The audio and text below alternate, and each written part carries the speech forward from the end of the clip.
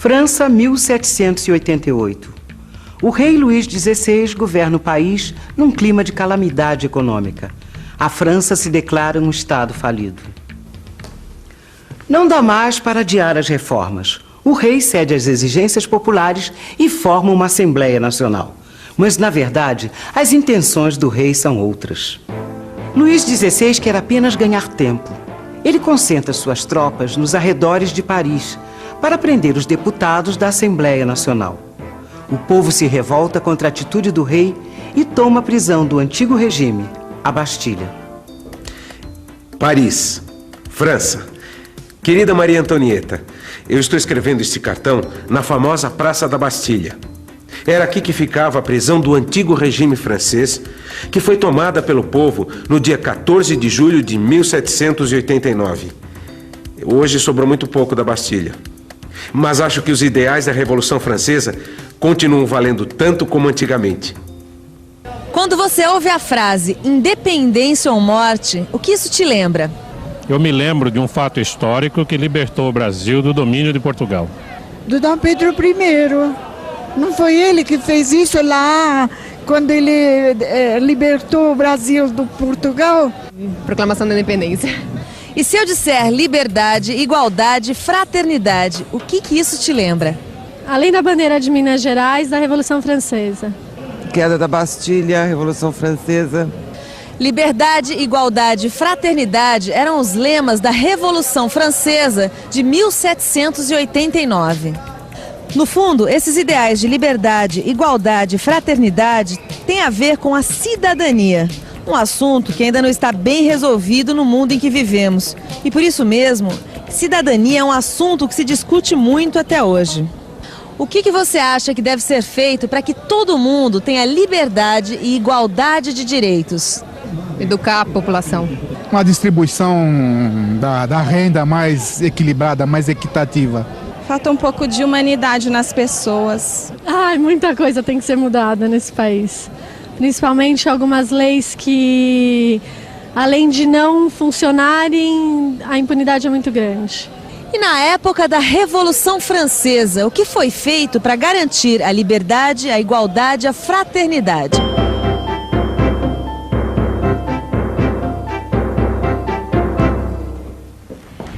Viva a Revolução! Viva a Revolução! Viva a Revolução! Você já está sabendo das novidades? Que novidades? A Assembleia decretou o fim da servidão, dos privilégios, dos dízimos da igreja, dos tribunais excepcionais e dos títulos de nobreza. E instituiu a igualdade no pagamento dos impostos.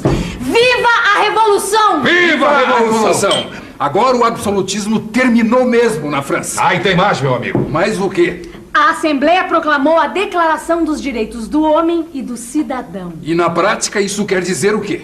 Isso quer dizer que acabou a tortura e acabaram as perseguições religiosas. Finalmente as ideias de liberdade, igualdade e fraternidade vingaram na França. Viva a Revolução! Viva a Revolução!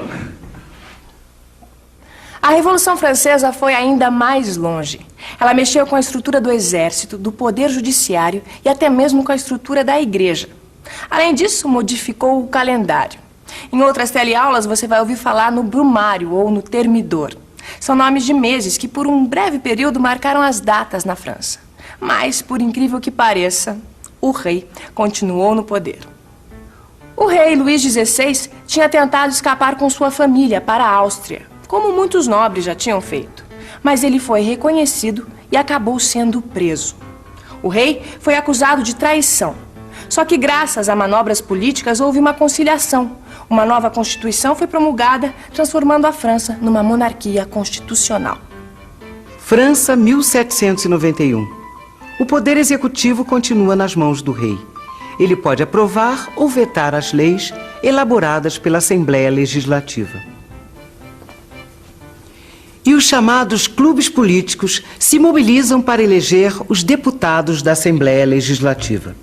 O Jornal de Marat, um dos mais importantes líderes revolucionários, incita o povo a eliminar os traidores dentro da França. O povo toma as prisões e mata membros da nobreza e do clero. Enquanto isso, exércitos franceses tomam a Bélgica, a Holanda e o norte da Itália. Esses países se proclamam repúblicas aliadas e adotam os princípios revolucionários da igualdade e da liberdade. É nesse momento que as cabeças começam a rolar. Os deputados jacobinos assumem o controle da situação, liderados por Robespierre. O nome jacobinos vem do convento onde esses revolucionários costumavam se reunir. Os jacobinos sentavam-se à esquerda e os girondinos à direita na Assembleia Popular. Por isso, até hoje, nós usamos a palavra esquerda para descrever posições políticas revolucionárias e a palavra direita para posições políticas conservadoras. Os jacobinos propuseram o fim da monarquia. Eles queriam que a França fosse uma república. E o caminho que eles escolheram para isso foi cortar a cabeça dos inimigos, na guilhotina. Inclusive, a do rei Luís XVI. Olha ela aí. Sabe que a guilhotina me lembra uma música do Noel Rosa? Música do Noel Rosa? A letra é assim, olha. A verdade, meu amor, mora num poço. É Pilatos lá na Bíblia quem nos diz. E também faleceu por ter pescoço um infeliz autor da guilhotina de Paris. Mas sabe que essa música é verdadeira, né?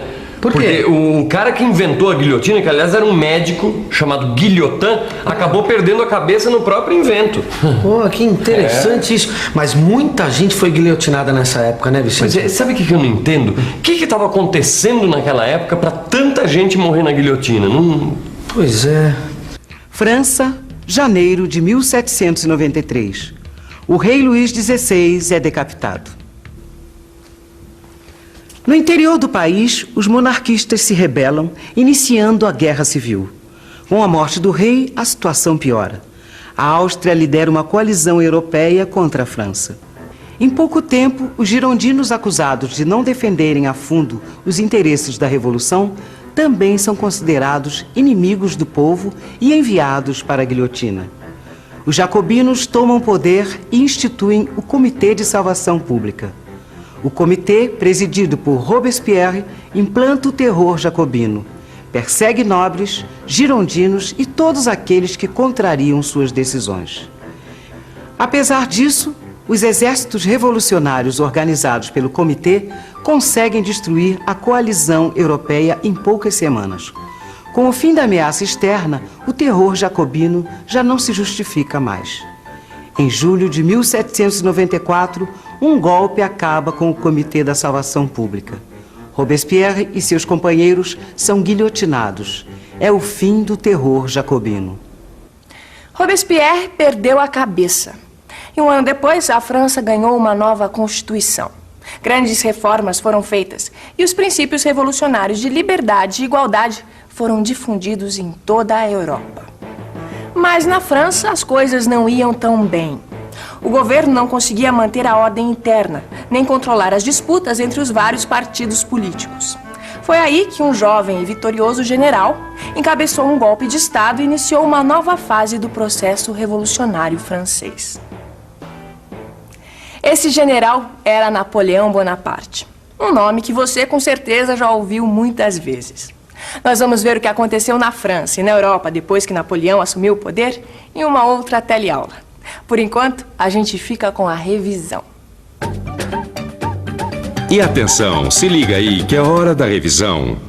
Na teleaula de hoje, você viu que o século XVIII foi uma época de revoluções. Revoluções que acabaram com o absolutismo e o antigo regime. Na Europa, a Revolução Francesa mudou o curso da história.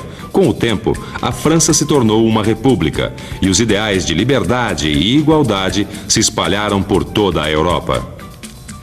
Agora você já tem toda a liberdade de abrir o seu livro de história e estudar tudo o que a gente viu hoje. Até a próxima!